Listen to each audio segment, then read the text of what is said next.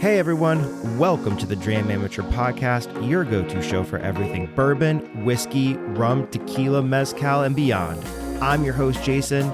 Join me as I journey and explore the world of alcoholic spirits. Let's get started. All right, welcome back to the Dram Amateur Podcast, the show where we explore the stories, spirits, and sips that make the world of whiskey, bourbon, rum, tequila, and mezcal so exciting. I'm your host, Jason, and I'm thrilled to have you here for another pour of a great conversation. Before we dive in, don't forget to connect with me on Instagram, X, and Threads at Dram_Amateur, and Facebook under the Dram Amateur Podcast to stay in the loop with exclusive content and updates.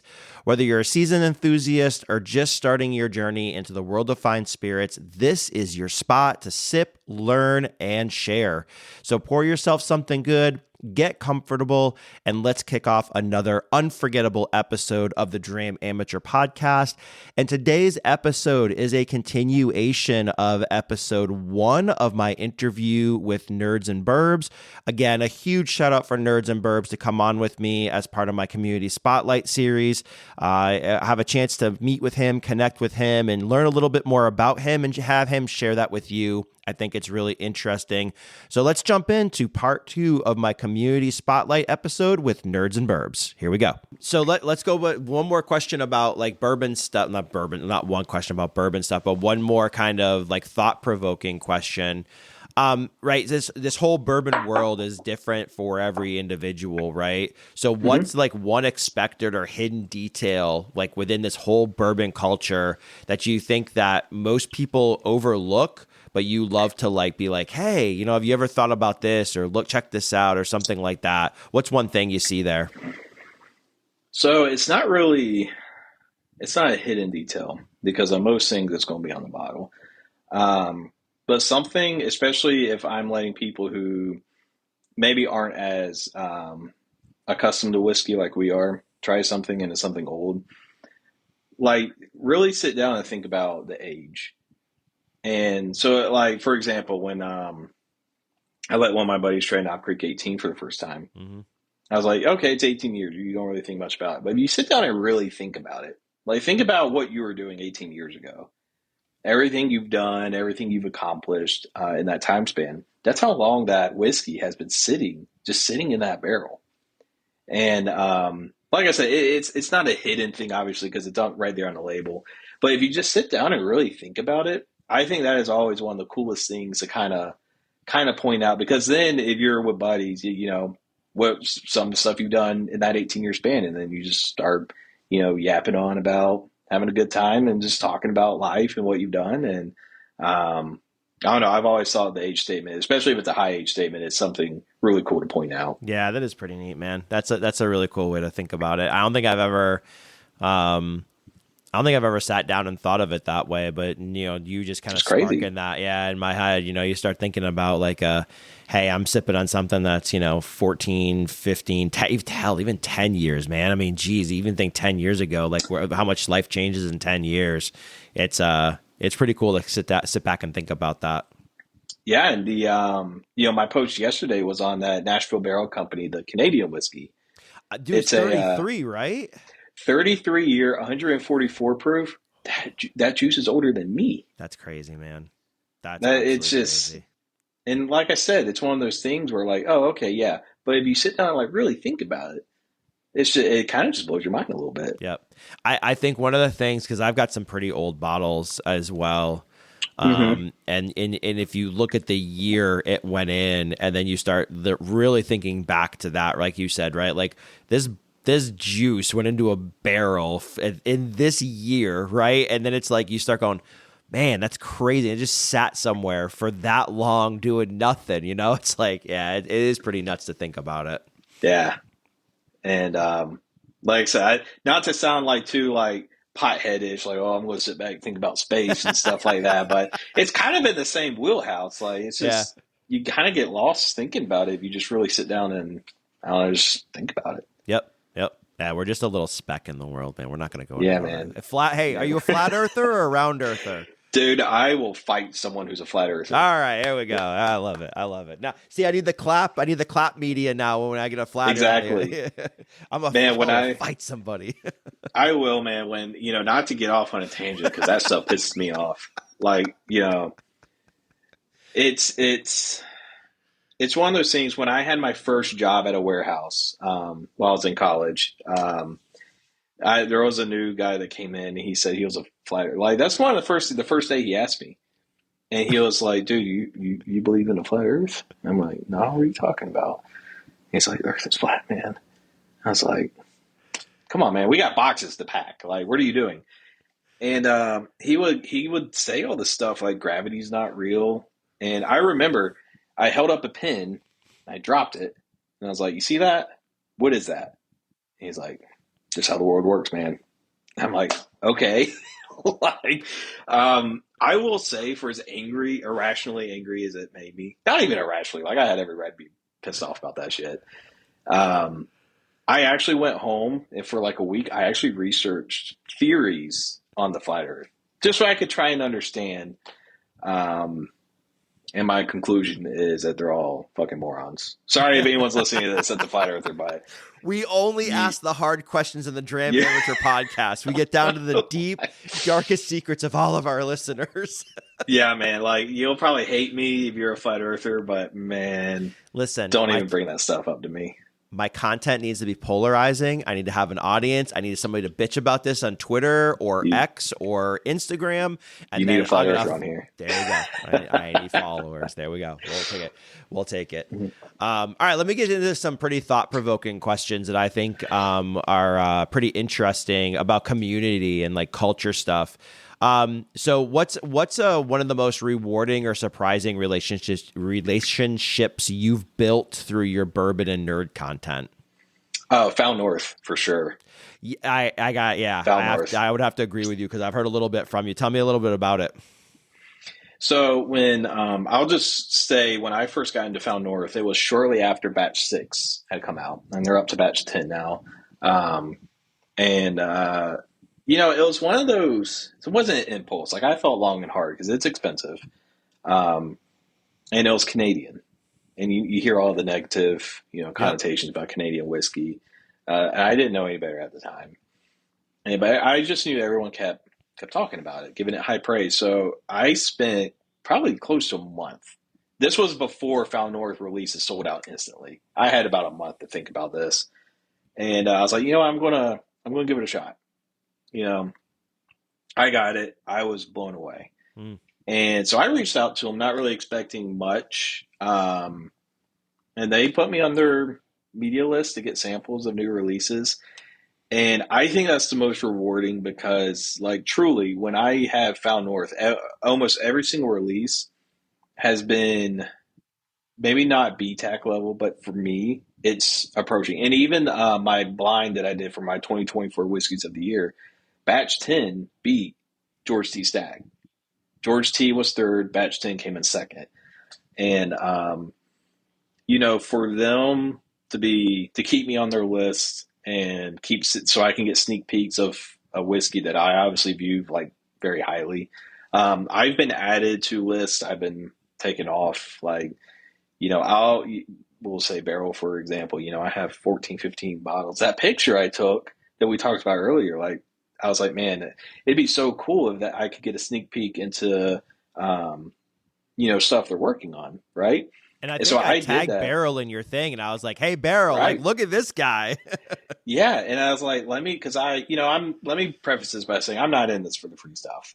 But if I would still love to be able to sample, give my thoughts on any upcoming new things, because I just get excited about this stuff.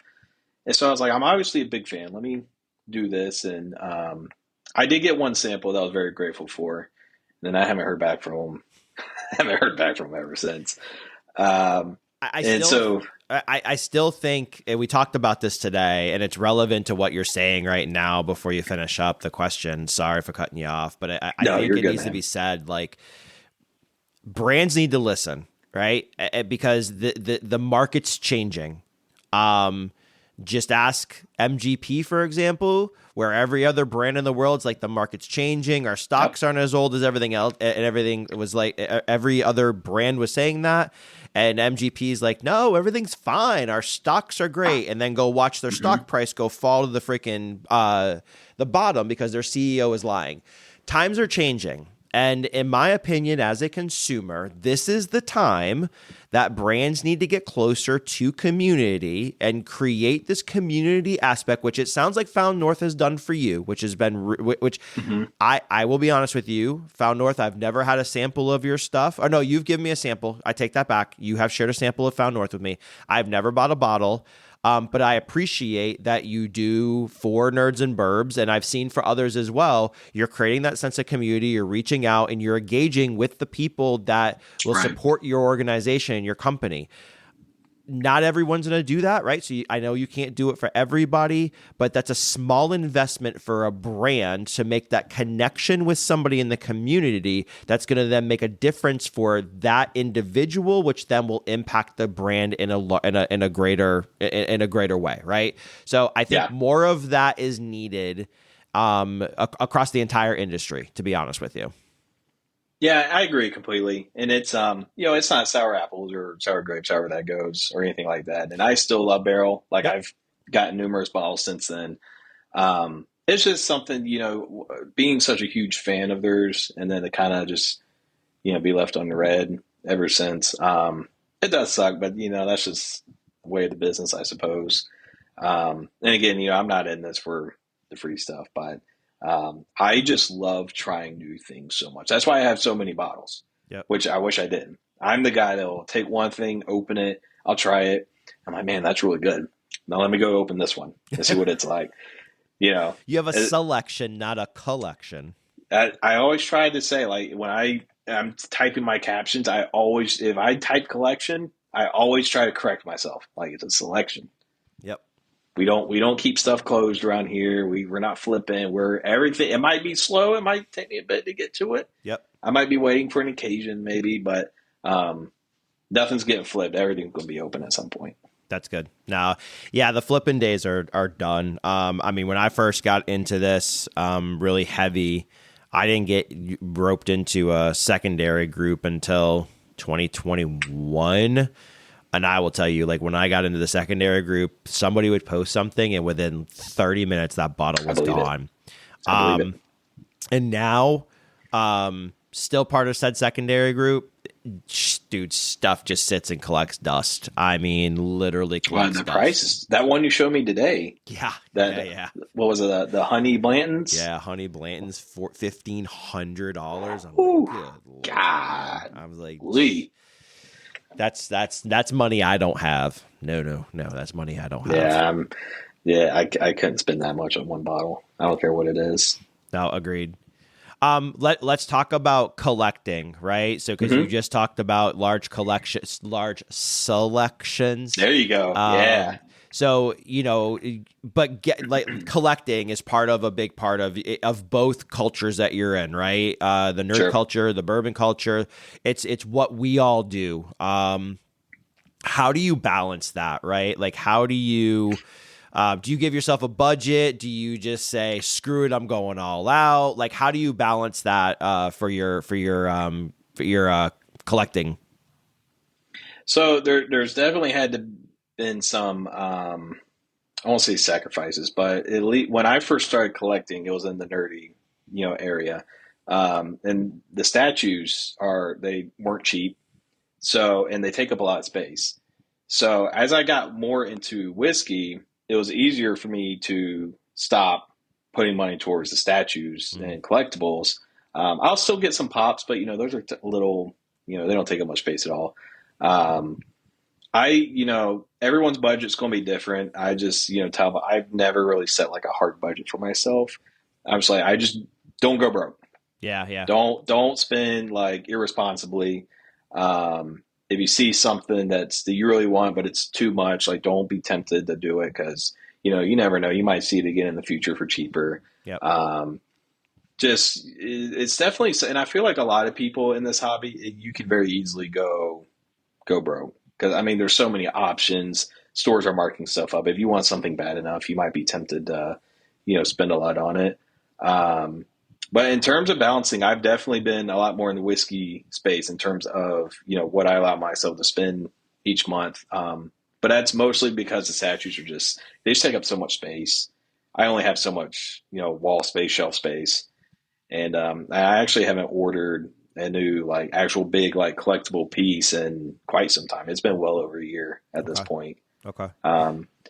Maybe if I do want to move into a bigger place someday, and I've always envisioned a big man cave where I can have, my office, my collectibles, my home bar, all just in one big space.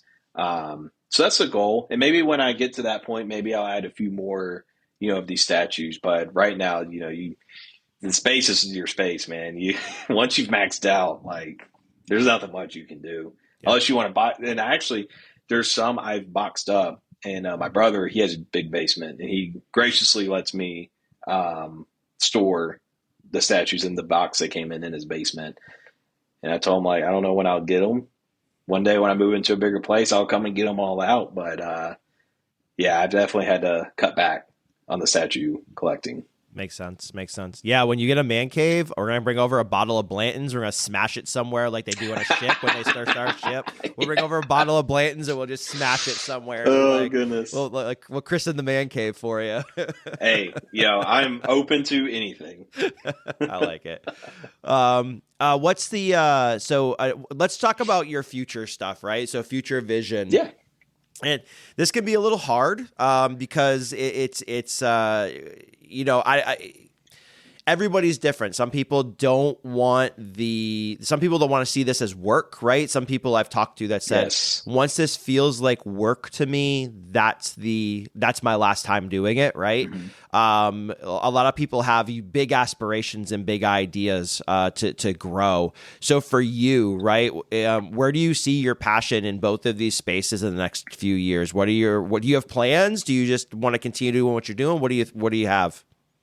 Yeah, so I'm just going with the flow, really. Only plan really is just to try and grow the account. I'm not going to, I won't say who. I know there's people on Instagram that are buying followers. I'm not in it for that. They really do that? There's people that do it. That's crazy, dude. I'm not doing that shit. Hell no. And I've gotten emails like, hey, we do this service. Oh, I have too. Get this. And I had someone DM me on Instagram, and they're like, we do a service, we help accounts grow. Do you mind if I share your story? Like, I'm just want to help you grow. And I'm like, sure, man, go for it, knock yourself out. And he's like, okay, but here's my prices. And I'm like, what are you talking about, bro? You came to me saying, hey, I want to help you grow and share your profile. You didn't mention a price. Like, I'm not paying you for this shit. He actually had the audacity to DM me a few days later, and I was like, so have you thought about it anymore? I'm like, no, dude, get out of here. I don't give a shit about all that. What gets me, I don't want an account that has 30,000 followers and then the stuff I post has like 100 likes and a comment. Yeah. Like, if I don't have people interested in my stuff and they don't really interact with me, then I'm not really interested. I interact with a lot of people because I genuinely enjoy their content. Yep. And I share a bunch of people's stuff to my story just because I enjoy what they do.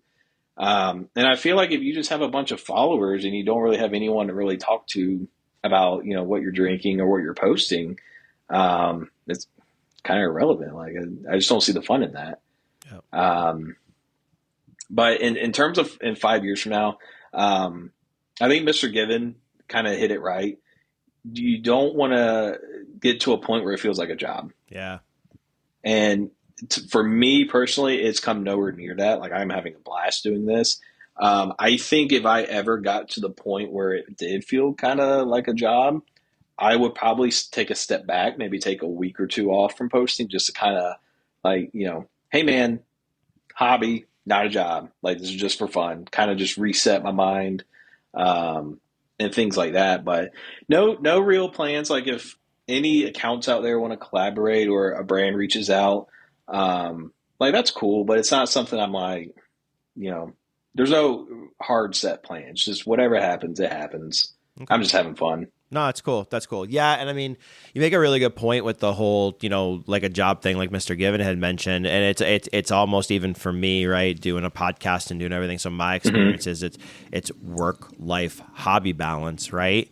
That sparked something in me when you said, if I need to take a week off posting, my posts are not as numerous as they used to be. I have a family, I have a full-time job, and it's really difficult to like balance all of those things. And like you said earlier, I don't want to do anything half-ass, right? I don't want to just throw content up there just to be a content creator and do it without some kind of passion, thought, inspiration, something behind it that's meaningful to me that I'm hoping somebody else picks up on as well. So I respect that, right? And I think it's different for all of us. And if somebody somebody doesn't post all the time, or I don't see a post from them, like I think we're all accepting of that. I actually reached out to an individual and asked the individual to be on a podcast with me, and they said, "Hey, I'm actually taking a break. I'm thinking about taking a 2 or 3 month break. Would you mind if we reconnected after that?" I'm like, "Man, absolutely, man. Take your time off, for sure. Enjoy it, like enjoy whatever you're doing, and reach back out with me." And I'm the same way with that in work world too. I have a team and run a team, and I tell my whole team, like, burnout's a real thing. And if you can burn out in your personal life, you can burn out in your professional life, you can burn out in a hobby. So make sure that you're taking that time that's needed. If you're worried about losing followers or losing I want to say relationships, but losing that interaction with your followers, right? Well, then, to be honest with you, if you do lose that, then those weren't the followers that were supporting you anyways, and it doesn't really matter in this world. So I think it's really good that you said that. I think it's something that we all need to think about and do, right? And I think it's something that is going to continue. You're not going to experience the burnout. Then you're going to continue to create quality content. You're going to continue to engage with the right people, influence the next group of people joining Instagram and doing this as well. So I think that's what helps to keep the hobby and the content and the culture moving forward. I agree completely. I try to keep a set schedule. Most weeks I'll do a post Monday, Wednesday, and Friday. Sometimes Thursday and Tuesday instead. But there was, I didn't announce it, but early this year, I actually did take a week off, and it was before I posted my whiskey of the year list. Just because I was like, man, it's been a lot. Also, I'm still having fun with it, of course, but I was like, dude, I need to just take a week off from posting, it's getting a little too overwhelming sometimes. But no, we're still having a great time. And, like I said, as long as we can just avoid it feeling like a second job, then, I'll do this forever. I love it. I love connecting with people, about whiskey. I love trying new things. So we're just going to see where it takes me. That's cool. Yeah. Thanks for being transparent with that, because I think that's one of the whole reasons that I wanted to do like these interviews too, right? Because I want people to realize that you don't have to drink whiskey every single day to have an Instagram page, right? You don't have to post content every day to have an Instagram page and to be an influencer.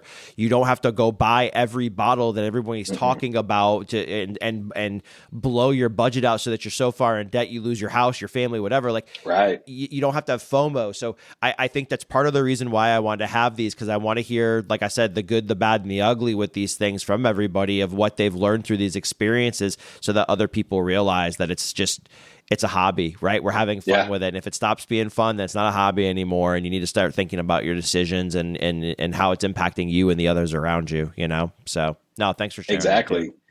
And especially the drinking part, like if you don't have to drink that much. Like the reason it takes me forever to bottle kill something, outside of just having way more than I need, in terms of selection, I don't drink every night. And if I do, it's like 1 ounce, 2 ounce. Like I drink because I enjoy the flavors in it. I'm not drinking for the effect. Yep. It's just the flavors I like picking out. And so that's it. Like I just hope no one out there feels like, especially if they're just starting out in this, that they have to down half a bottle and, for a post or whatever. Like if you do a post and your bottle has just a tiny little bit more poured out of it, who cares? Yep. You tried it. It's all good. Agreed. I agree with you. I completely agree. Well, that's good. No, I appreciate you sharing that because I think it's, like I said, it's inspirational for all of us and something for us to all think of and consider. All right, let me ask you one more question about future vision and a little bit more fun on this one. So if you could team up with a distillery to create a bourbon inspired by one of your favorite franchises, what would be the bottle design and marketing look like? So that would be, and this is purely based off the look, the aesthetic of the bottle, but it would be blackened. Oh, okay. And so their limited releases are they're usually like collabs. They've done one with Willet, they've done one with Wes Henderson, Rabbit Hole, but their bottle has like a very dark, like we'll say tone to it, a vibe to it. And one of my favorite video games, it's a very rage-inducing game. It's called Bloodborne. Okay. And it came out on the PlayStation 4 a few years ago, back when I was in college.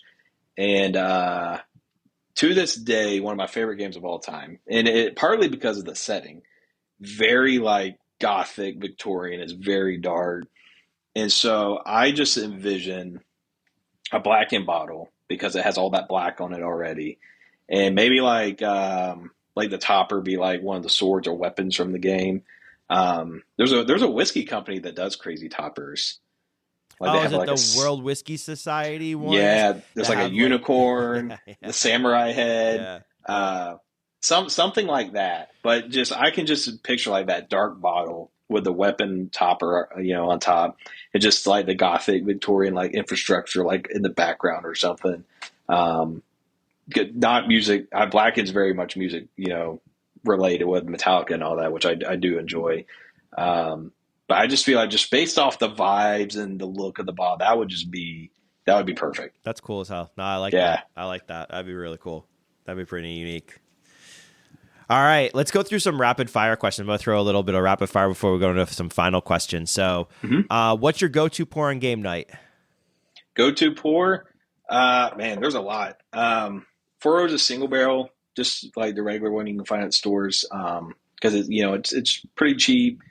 It tastes good. You're not going to feel bad about crushing it. A sleeper one, Maker's Mark Cask Strength. Oh, okay. All right. Yep. I did a review on that.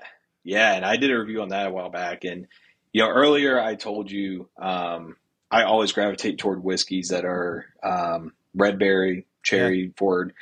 So when I did my review for that, I said it was like one of those cream saver candies. Oh, yeah. But instead of strawberry, it's like cherry and vanilla just swirled all together. I feel like a lot of people don't talk about the Maker's Mark Cask Strength, but man, it's delicious. That's cool. Like $45. That's cool. 2 things on Maker Mark. One of the BRTs is like a freaking Snickers bar. I don't know if you had any of the have you had the BRTs? I've had the BRT02. I have a 1. I just haven't opened. But the 2, I don't. I remember it being like very chocolatey. Okay, maybe that's the one though. Like I am floored by it when I drink it. I feel like I'm eating a Snickers bar. And then the other thing, I stopped at a store on the way home today. There's a Maker's Mark Lost Recipe release that's out for 2024. Oh man, I actually haven't got that one yet, but I've heard it is fantastic. It's like the mocha. Oh, damn it. Yeah, I saw it and I was like, what is that? And I was looking at the bottle and I was like, all right, another Maker's Mark release. I knew nothing about it. So I was like, when you mentioned Maker's Mark, that popped back into my head and I passed it up. But I saw it at a store today. Yeah, and because that came out with the Heart release. Did it really? Kind of like, okay. It was closely released, and the Heart release was very good. But the Lost Recipe, they used to have a mocha stave profile. I don't know, what you want to call it, but they retired it. Okay. Well, now this limit or Lost Recipe, like that's it. That's the mocha, stave that they use or profile, what have you. I haven't had it. I've heard it's delicious. So that might be one. If you're a big enough Makers fan, you might want to go back and if the price was right. Hey, Makers, send me a sample. Just let me help a sample first. All right, bourbon or rye? Who's the ultimate winner? Oh, bourbon. Okay, fair. Nerdiest thing you've ever paired a whiskey? Well, hold on. Let me get the damn question right before you answer it. Dram Amateur at a lot of things, not just Dram related. No, you're good, man. What's the nerdiest thing you've ever paired with a whiskey? Nerdiest thing I've ever paired with a whiskey. Honestly, I probably some of the comic books I have. Okay. I like to do a shot every now and then where, I'll lay the comic book flat and I'll put the bottle kind of in the middle and I'll just stand over the top of it. So all you see in the post is the bottle with the comic Oh, that's panels cool. in the background. Yeah. I'd say that's probably as nerdy as it I don't think I've gets. seen one of those posts. I haven't done them too often. Dude, you should, dude. That's pretty freaking cool. Well, I can imagine like the color of like the entire page and the bottle. Like you do a lot of stuff with that. That's pretty cool, man. So if the most recent one I did was it was actually a couple weeks ago, and it was a Weller Foolproof, and I was reading a Spider Gwen comic, and I it do was remember very that. purple, and so the blue label of the Foolproof with all that purple in the background, like to me, Yep. it just popped. Yep. I That's do and that's remember why that. I wanted to do it. Yep, I do remember. And now I'm looking at that's the My Chemical. No, when you do the My Chemical Romance on too. Yeah, And I even like I looked at the post and I was like, oh man, My Chemical Romance. I need to go back and listen to some more My Chemical and Romance. Hell yeah, dude. I remember that now. Okay. and that's another thing I like to do in my post. Sometimes, especially with like just the nature outdoor ones, I'll do a song that's just kind of like based off the vibe. Mm-hmm. Like looking at this picture, what would I be listening to? The My Chemical Romance one, outside of just being one of my favorite bands ever, I was thinking like, what is something Spider Gwen would be listening to? It's My Chemical Romance, Fall Out Boy, My Chemical Romance, something in that realm, and that's why I chose a song. I've always wondered like if anyone would ever like think about that, but I put a lot of thought into the music selections with my posts. Yeah, Um, I love music, and I'll tell you, like I pretty much listen to anything except modern country is probably the only thing I don't listen to. I listen to old school country all day, but not modern right. country. And for me, like it's funny, my Spotify's all over the place, and then I go to post something, and I have this ridiculous brain block, and I'm like, why can I not think of the thousands of songs that I listen to? Like what one I It can want be to hard. pick. It is really Yeah. hard. It is really really hard. And I'll go through, I'll think I have a good song and then I'll, have the preview on Instagram and play it. And I'm like, yeah, no, maybe I'll find something else. Um, but where I can, I always try to have a meaning with the music I post. And I think I've talked to you before about one of my favorite bands is Dance Gavin Dance. Yep. And I did a post with the Four Roses 2024 LE. And the song I used was Death of a Strawberry. And it's one of their best songs, in my opinion. And in the post itself, there's like these red or pink flowers. It was a blooming azalea at my parents' house. And I chose Death of a Strawberry, though, because above the bottle, one of those pink azaleas was actually dead. Mm. And it was just dangling there, all, shriveled up. And that's why the song just popped in my head, and the azalea bloom and a strawberry, not the same thing, but I'm like, It's still cool though. I see where you're going with it though. Like it yeah, makes sense. No, I like it. I like it. Yeah, I have to say I like that. I remember when Instagram added they could do the you didn't have to do a reel to do music anymore. You could just do a yeah, photo with it. And I I love like it. the music content. I like scrolling, listening to what people are selecting. I get introduced to new things.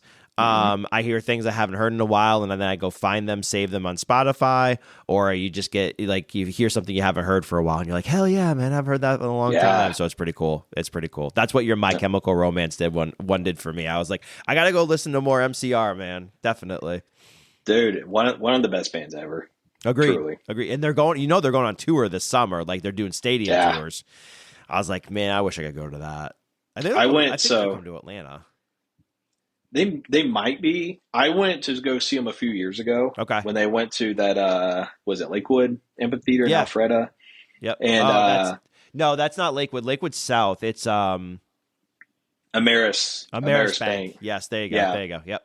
and because I've never been to like a giant music festival. I don't like the idea of being shoulder to shoulder with a bunch of people for Yep. an entire day, especially in the heat, Atlanta summer.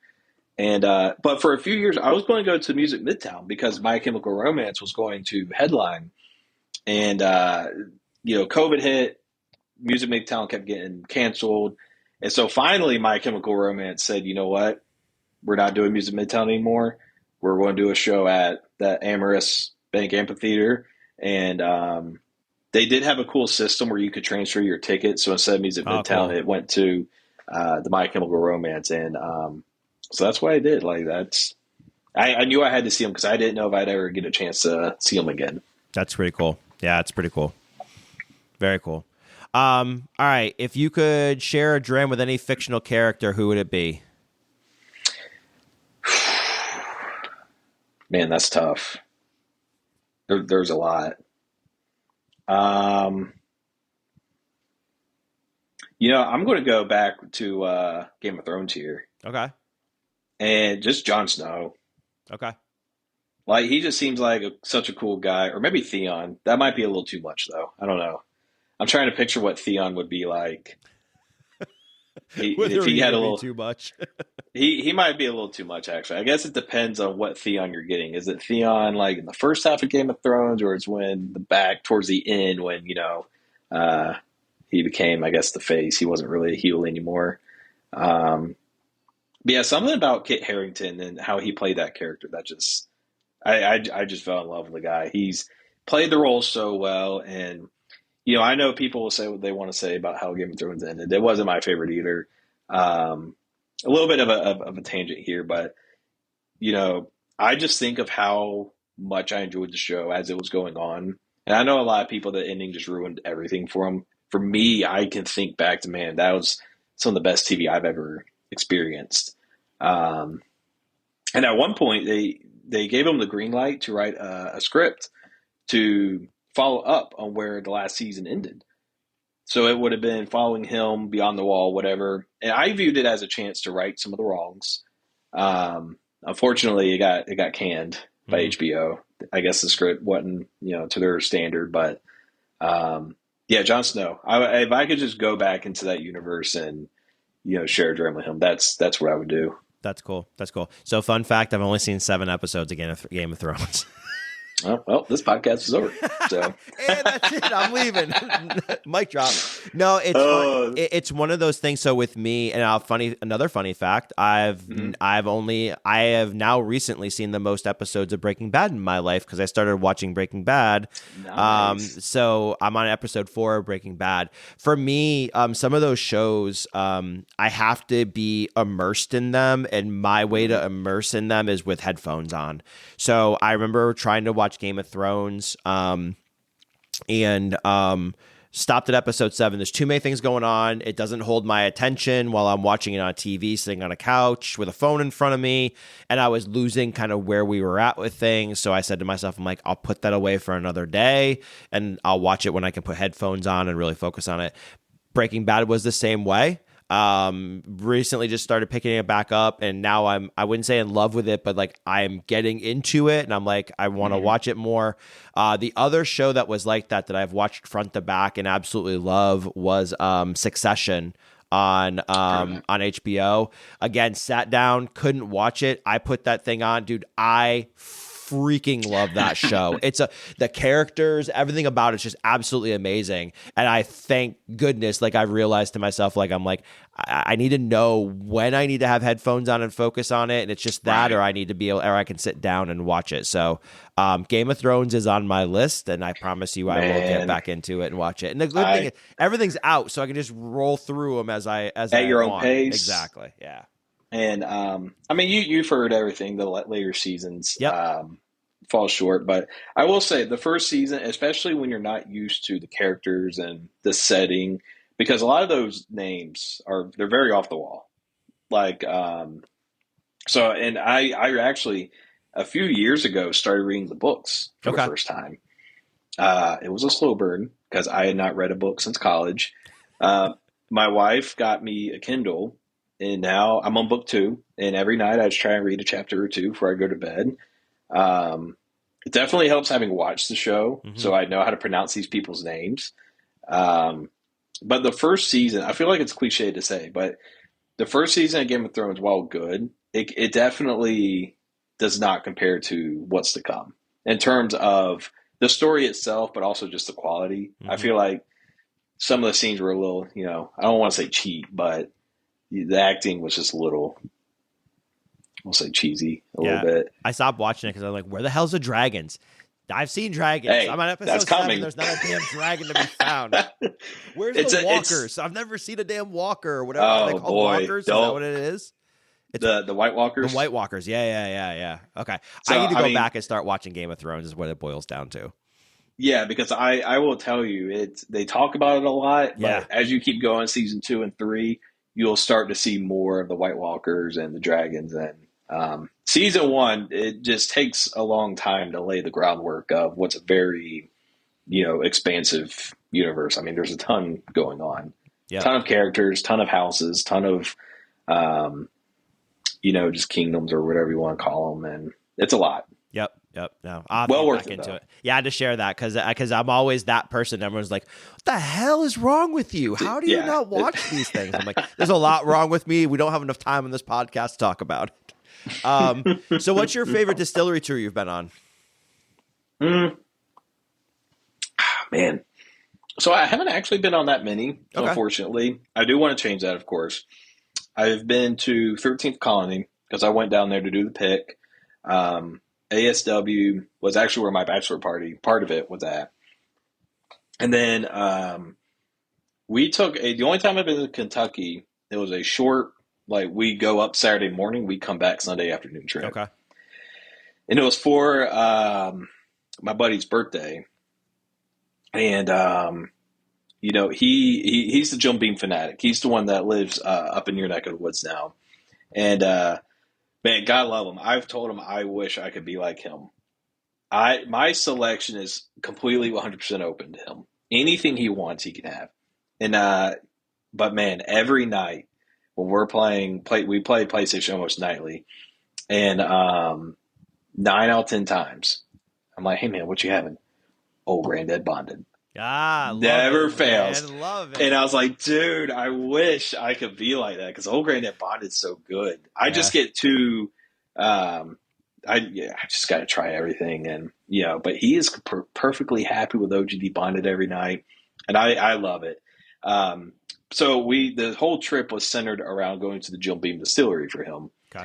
That was a super cool tour. Unfortunately, they were doing cleaning around the still, so we couldn't see the still or anything like that. Okay. I don't know if they do this normally. It was like the basic tour, but I just assumed since we couldn't see the still, they let us buy a special Knob Creek single barrel that we could put our thumb or whatever on the wax. One of the best Knob Creek single barrels I ever had because it doesn't even taste like Jim Beam. It tastes like very red berry forward, which, and you think of Knob Creek single barrel, you're not thinking red berries. Agreed. But this one is. So we did that, and we didn't tour them, but we also hit up Old Forester and Michter's, Angel's Envy, and then on the way home Sunday, we went to Bardstown. I would say, though, the best distillery, and the only other one that I hadn't named that I've actually been to would be Jack Daniel's. Yeah. Just because of... it's crazy to think because the tour guide said they have so many rick houses. But when you're at the actual visitor center or whatever, you can only see 3 or 4. Yeah. And she said, I forget the total of some I've seen about. It's a ton. It's a shit ton. But hold on a second, man. Yeah, you're all good. Yep. I need to play some music now.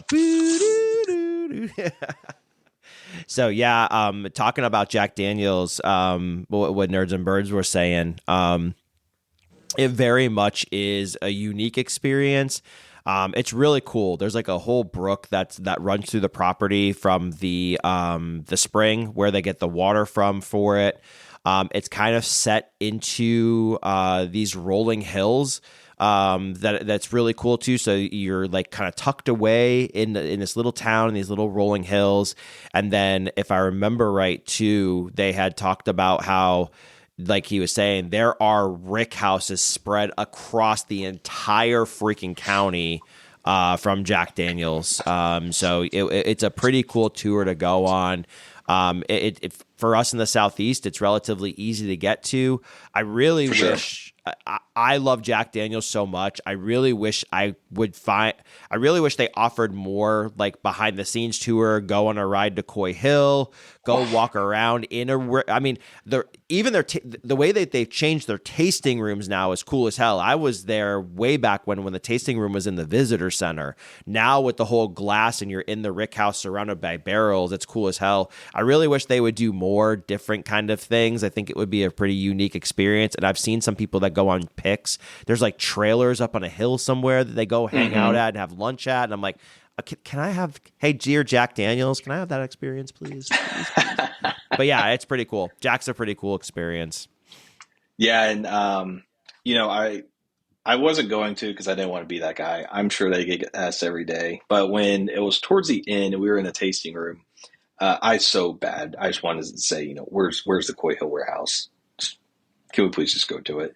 I didn't want to be that guy because I'm sure they get that question a lot. But I believe, I'm not a Jack Daniel's history buff by any means, but I'm pretty sure there's multiple Coy Hill warehouses.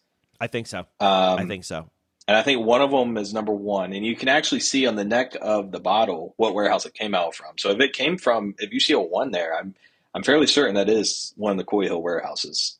Okay. So don't quote me on that. But we need to research. You need to research. Yes. Because I think I have some O1s, to be honest with you. Yeah. I think that the Heritage barrel I gave you a pour of is O1. Is it?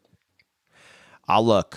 Dude, I think it is. I'm so excited for those. Yeah, and then too, the other thing to know too that I gave him a sample of the 2019. I think it was released in 2019, the Heritage Barrel Special Release, and then I gave him a sample of the 2020 Special Release, which was the Barrel Proof Rye. Man.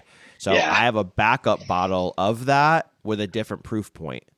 So I bought bottles for a friend this year when I was out and about, and I said, listen, don't pay me cash, pay me in a bottle. What do you got? And we went through his bottles, and he's like, I'll get rid of one of these. So I took one of those and gave him his bottles in trade. So I have a different proof point. It's one with a different writing. So I think I have green or black writing on the bottle that's open that I gave you.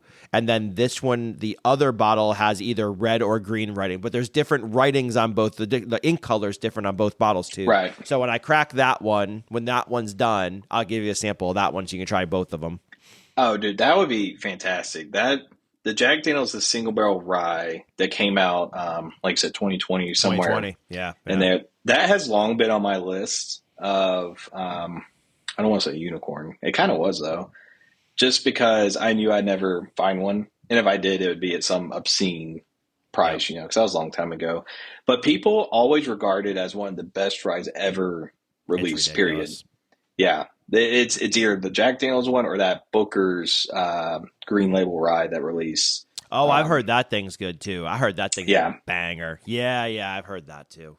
But those are the two ryes I've heard people say, best rye ever released. And, to be able to actually try that Jack Daniels, like I am so thankful because you have no idea. That bottle has been so high on my list of things I want to try. I'm very excited about that one. Well, if you like it in one other sample, just let me know. I got more of it. Hey man, I appreciate that. Yeah. I sniffed it when Did I you got really? home. That was the first sample bottle. Like I took the lid off and I sniffed it. And I was like, damn, that smells good. Half-ounce pour still gives you an ounce and a half left. Just remember that because you can try it tonight. Yeah, and then not to change the subject, but that mystery. You didn't tell me what it was. Oh, did you open it? I just sniffed it. I couldn't resist. It smelled like at first it was like all maple, and then I got like maybe like a sherry influence, maybe. Okay. But that's just nosing it from a sample bottle. Like obviously that's going to be very different from actually pouring it out. But I was like, man, this actually smells pretty good. Like I'm excited about this. So when you drink it, I was gonna write instructions down, but I said I'd talk to you afterwards. So I will share with you all when he tries it because I'm not gonna ruin the surprise right now because it's a very unique bottle to be honest with you. It smells unique. Yeah. So when you do it, take a small sip. get your whole entire mouth coated. Don't do like you do, like, I'm not saying you do this with bourbon, but take a larger sip and you drink it, right? Sure. But like take a small sip, coat your mouth, let it go and get it out of your system. Not out of your system, but let it swallow and let it finish. Then take your larger sip next, and your experience will be a little bit better. It helps to coat your mouth because it's a more of a unique thing. So let me know what you think of it. Oh, absolutely. Yeah, I'm very, very much looking forward to that. Then I'll tell you what it is, and you'll be like, holy shit, I can't believe I just tried it. I don't know God. if you like it or not, but at least you'll be like, it's not bad. No. It's not like a holy shit. It's like, like aged duck carcass or something really off the wall like that. But no, it's good shit. It's like, it's probably one of it might be one of the most expensive bottles I have. Oh, wow. I think it is the most expensive bottle I have. Wow. So, okay. Yeah, it's pretty cool. What's one last rapid fire question, which they don't go rapid fire because I actually have to make you think about these things and give you answers. What's one whiskey trend you wish would go away? One whiskey trend I wish would go away. Does flipping count? Yeah, absolutely, dude. Yeah, absolutely. Like, don't get me wrong. Like, if you flip, like, I understand flipping if you're on, some tough financial times. Like, I get it. But the amount of people I see that buy stuff purely just to flip it, like, dude on Facebook, bought case of George T. Stagg 2024 release, keeping one, and then, who knows what the rest sold for. Like, man, just get the hell out of here with that stuff, man. Like, I understand trying to make money, but, and people can do whatever they want, but people want to enjoy the stuff, right? And something like George T., like a store may only get a case, if that. So you buying up the whole, first of all, the store even allowing that to happen is pretty bullshit to me. But these people, like, you do what you want, that's great. But if I find out someone I've been talking to a lot, like, is actually a flipper, like, I would not want to talk to them that much anymore. Because this stuff is supposed to just be, like, enjoyed by everybody, Yep. And if they were able to get a George T. Stagg at a somewhat decent price to buy 6 of them, like, there's someone down there in that area who may have never had it before. And, like, that could have been something special that they get for themselves, So I just, no time for the flippers. Yep. I mean, you think about the secondary market's ruined. Yeah. Without the secondary market, there wouldn't be the ridiculous price points. Like liquor store owners would never know that something is worth something else because there's nothing to drive that market up in that way, right? Yeah. So if you had a bottle of George T. Stagg and MSRP is $95, if no one ever resold that bottle for $600, $700, $300, $1,300 or whatever, then that would never exist. It would just sit on a shelf for $95, and people would just sell it for what it's worth because there's no flippers trying to flip things. Yeah. And that's a lot. I mean, nowadays too, that's the thing is you go into these museums, there's one down in Woodstock, won't name any names, but you walk in there and the prices are ridiculous. And you're just like, dude, like it's $600 cheaper, $200 cheaper on secondary. Like, you guys are not keeping up with the times, but they still think the times are the times, and they're still selling them to that point. And I'm just like, you guys are morons. I'm like, congratulations for your museum. Hope you enjoy it collecting dust, and no one's gonna actually ever enjoy that bottle until they change it. Which sucks. Which, like, you're right. It's meant to be enjoyed, meant to be shared, meant to be experienced. Yep. Therefore, it's just gonna sit there and collect dust. So, yep. All right. Like I said, if you need to sell it at a high price, like, I get it. Like, sometimes life happens. Yep. It's the people that make a hobby out of it that I just don't mess with. Yep, I understand that. It makes complete sense. All right, last question. So, final boss round. I feel like I need like an intro, like final boss round. Finish him. Yeah, get some Mortal Kombat in here, man. Yeah, exactly. So if you had to defeat the final boss in bourbon culture, So whether it's trying to find the hardest bottle you had to find, going to the most exclusive tasting room, going on the greatest tour you ever had, sitting down with the most legendary distiller, that you would ever want to sit down with, for you, what would that final boss be that you go to experience it and finally defeat it? Man, I feel like there's a lot of answers I could give for this. Like a tasting room, especially, because my love for Stag Junior. The flavor profile, it has sentimental value. I had my logos designed around Stag Junior. Dream tasting room would be just imagine every batch of just George T. Stagg and Stag Junior just lined up. Try what you want. Completely unrealistic, but that would be the dream. In terms of we'll say unicorn bottle, I think right now, probably a King of Kentucky. I've seen a King of Kentucky single barrel one time. I'm sure it was expensive. I don't remember. I could tell you that I can literally tell you the store it was in when I saw it. And I was floored when I saw it because I'm like, I've never seen one of those. It's the only time I've ever seen one. Yeah. Have you had it? I have not. Okay, neither have I. I haven't. I think the if you want to call it best or highest tier, whatever, Old Forester I've had was, of course, I know it's technically not Old Forester, but it's Brown-Forman. So, but President's Choice. A buddy gave me a sample President's Choice, and I thought it was delicious, fantastic. King of Kentucky, I've never seen in Georgia. I don't know if they even distribute down here.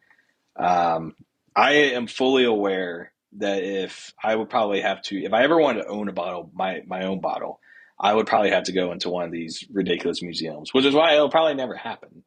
But even if I could just find it at a bar somewhere just to be able to try it, that would be good. I've heard so many people just rave about it, and that's one that I've never even seen a bottle of it in person before.